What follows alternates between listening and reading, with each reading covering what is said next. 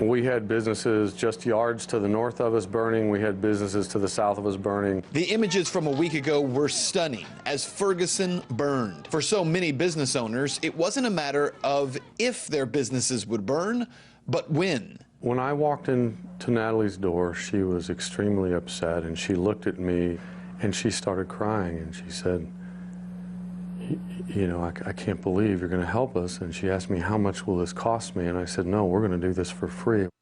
Natalie is the owner of this bakery on Florissant Avenue. This here is Natalie's business. The hardest hit stretch in Ferguson, Missouri. My first step after talking to Natalie was actually to approach all of the other business owners and get a consensus. I started calling my friends in the military and in the police departments, and we need to put together a team and go up and help these people defend their businesses. The first day, Oath Keepers put up plywood across all the windows. That was the first day, yeah. That was to put the building in a little more defensible condition. The next step, fire prevention. We had a plan for that.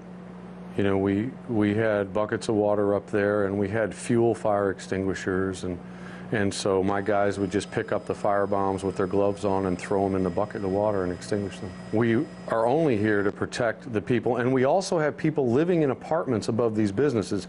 So for this particular block of buildings, arson is a lethal threat because there's people living upstairs. For a week, these volunteers with Oath Keepers protected 6 businesses and the apartments above them in the most violent area of Ferguson. Oath Keepers were there, even though National Guard troops who had already been called up had been deployed to areas outside of Ferguson, like the prosecutor's office in Clayton. Governor Jay Nixon on the first night left these business owners on their own. That's the truth on the first night.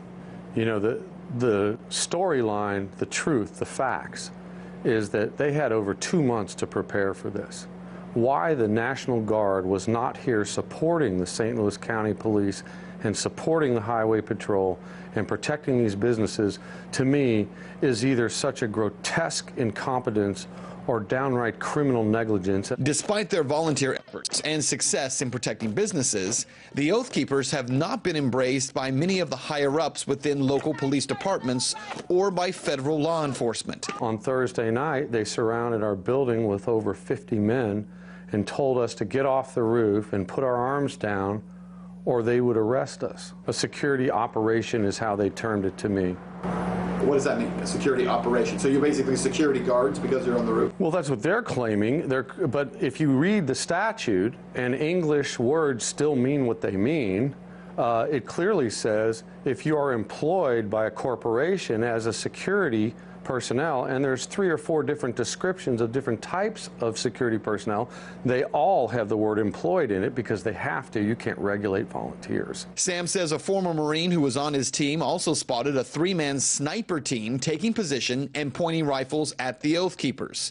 It is law enforcement leadership that Sam says that's trying to push Oath Keepers out, despite the fact that they are in this community and working for the rights of everyone. We're from Oath Keepers.